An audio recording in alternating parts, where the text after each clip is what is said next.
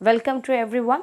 This is for class 7 civics का ये chapter है how boys and girls growing up of boys and girls, not how growing up of boys and girls. ठीक है, ये जो chapter है basically, क्योंकि यहाँ पे चैप्टर का नाम से ही पता चल रहा है हमें कि हम इसके बारे में, ये चैप्टर जो है हमें क्या सिखाने वाला है।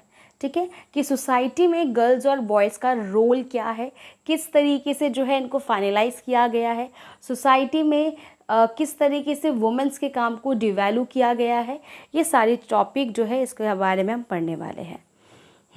तो इस पिक्चर को देख करके आप लोगों ने ऑब्वियस अनुमान तो लगा ही लिया होगा कि गर्ल्स के ऊपर डबल प्रेशर है। ठीक है, एक तरफ जहाँ पे वो बाहर का काम भी कर रही है, दूसरी तरफ उनको खाना बनाना, कपड़े धोना, साफ़ सफाई करना, इवन कि बच्चों की परवरिश की जिम्मेदारी भी एक माँ के ऊपर ही होती है। ठीक है ना, ये बहुत एप्रोप्रिएट पिक्चर इस चैप्टर के लिए।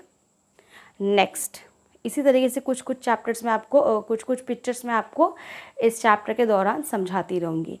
हमने सबसे पहले ये जो हमारा चैप्टर है growing up of boys and girls, यहाँ पे हमने सबसे पहले दो सोसाइटी के बारे में पढ़ा था। एक है समोइन आइलैंड, ठीक है, वहाँ पे गर्ल्स और बॉयज़ को इक्वली ट्रीट किया गया है। ठीक है, ये पैसिफिक ओशन के बारे में है, जहाँ पे ये आइलैंड है, साउदर्न पार्ट में है।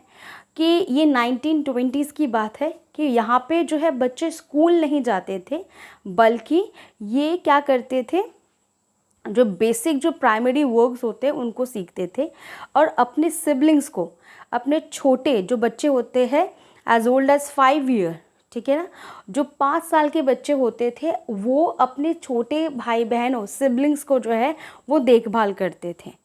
ठीक है, ये बच्चे जो है स्कूल नहीं जाते थे, इस सोसाइटी के बच्चे, और इन बेबीज़ का देखभाल करना इनका काम होता था।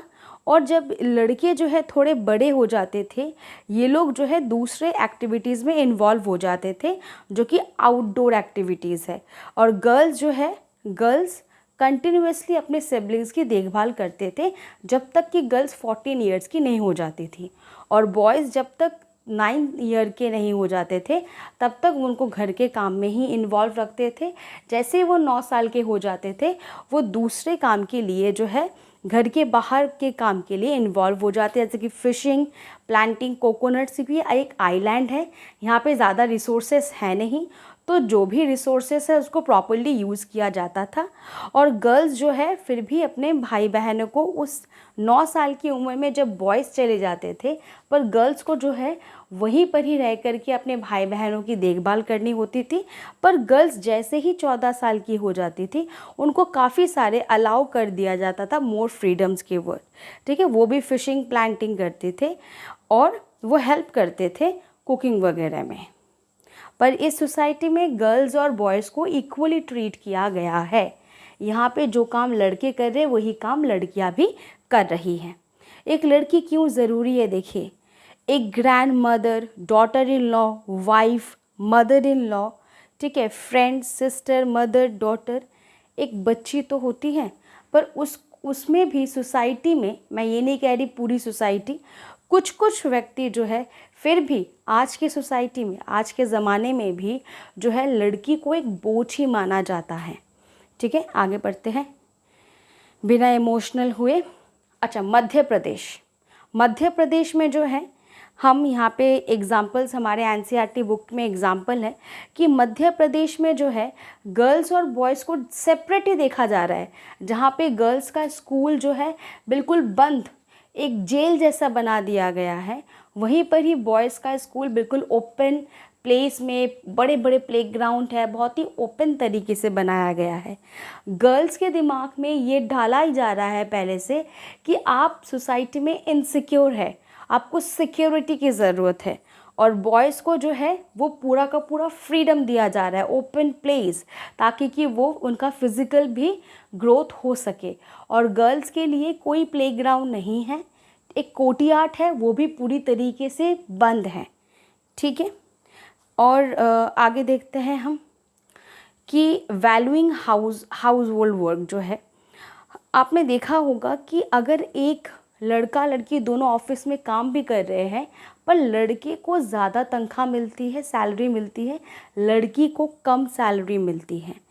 इवन कि जो हाउस वाइफ होते हैं, हमारे इस सिविक्स के एनसीईआरटी के बुक में भी एक एग्जाम्पल था, ठीक है, किस तरीके से जो हाउस वाइफ है उसको कहा जा रहा है कि वो कुछ काम ही नहीं करती, ठीक है। जैसे उसने एक दिन स्ट्राइक कर दिया तो उनको पता चल गया कि घर में कितने सारे काम होते हैं, और अगर मदर ने स्ट्राइक कर दिया तो जो एक बैलेंसिंग वे में जो लाइफ जा रही थी वो नहीं जा पाएगी।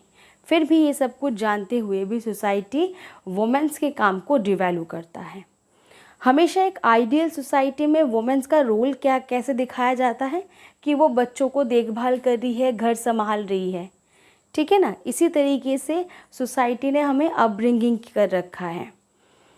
If we look at the life of domestic worker, जो ये काफ़ी सारे एक्टिविटीज़ में होते हैं, जैसे स्वीपिंग, ठीक है, क्लीनिंग, कुकिंग, वॉशिंग, ये सारी चीज़ें, हाँ, और look after the children also, ये सारा काम जो है ये माना जाता है कि ये सब कुछ वुमेन्स को ऑलरेडी वो जन्म से ही उनके पास ये सारी क्वालिटीज़ होती है, तो इसमें काम क्या है, ये कोई काम नहीं है।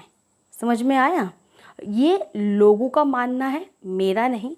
A number of house work actually involve in many different task. It requires physical demanding situation. जैसे कि अगर आपने देखा होगा, कपड़े धोना, बर्तन मांजना, झाड़ू लगाना, ये सारे के सारे काम जो है उसके लिए आपको काफ़ी सारा फिज़िकल स्ट्रेंथ की ज़रूरत होती होगी। पर वुमेन्स के इन सारे कामों को जो है सारे के लोग नेग्लेक्ट कर देते, कहते ये कोई काम है नहीं, हमने ही ऑफिस में जो है सबसे ज़्यादा हम ही ने काम किया है। Women's work and equality. While the Constitution does not discriminate between male and female in reality, discrimination still carry on. जबकि हमारे संविधान कॉन्स्टिट्यूशन ने लड़का और लड़की में कोई भेदभाव नहीं किया है, पर ये हमारी सोसाइटी में ऐसा सिचुएशन है जहाँ पे ये डिस्क्रिमिनेशन, ये भेदभाव बन ही जाता है, ठीक है। वुमेन्स को कहीं ना कहीं आज भी सप्रेस, दबाया जाता है, ठीक है। The government has set up anganwadi. Government ने क्या स्टेप लिया था? आंगनवाड़ी, और या फिर आप कह सकते चाइल्ड केयर सेंटर बनाया सेवरल विलेजेस पे, ताकि कि वुमेन्स की मदद हो सके, ठीक है। कैसी मदद? वुमेन्स जो है फिर वहाँ पे काम पे लग सके, ठीक है। आंगनवाड़ी में 25 से 30 वुमेन का रिक्वायरमेंट यहाँ पे बताया गया एक आंगनवाड़ी में। तो वो लोग जो है आसपास के औरतों को ही काम पे रखेंगे। 25 से 30 वुमेन्स को जो है काम मिल गया, सरकार की तरफ से जो है इनको पैसे मिलेंगे, और साथ ही साथ जो बच्चे हैं उनको भी कुछ सीखने को मिल रहा है, और जो औरतें हैं उनको भी कुछ सीखने को मिल रहा है, साथ ही साथ इकोनॉमिक भी उनको सपोर्ट मिल रहा है। बेसिकली इस चैप्टर में बताया गया है कि सोसाइटी जो है वुमेन्स और मेन को, चाहे वो खिलौने हो, चाहे वो पिंक कलर के कपड़े हो, डॉल्स हो, उनसे ये बताने की कोशिश करती है कि फ्यूचर में आपका रोल कुछ और है। गर्ल्स को डॉल देने का मतलब होता है ये बताना कि फ्यूचर में जो है आपको घर परिवार पे ध्यान रखना है।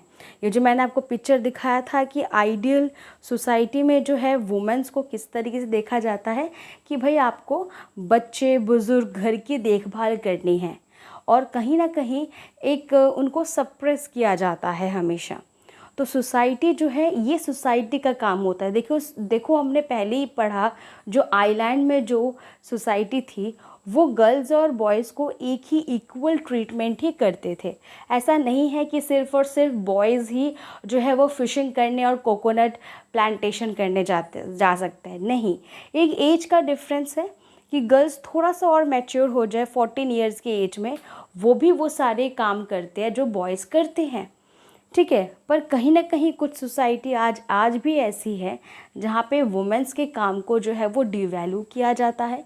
हमने एनसीईआरटी की बुक में इसका एग्जाम्पल पढ़ रखा है कि जो हाउसवाइफ है उसके काम को जो है कहा जाता है कि हाँ, इससे तो ये कोई रियल वर्क नहीं है, क्योंकि सोसाइटी का मानना ये है कि ये सारी की सारी जो हमारे अंदर जो भावना है अपने परिवार के प्रति, ये ऑलरेडी हमारे पास बाय नेचर है।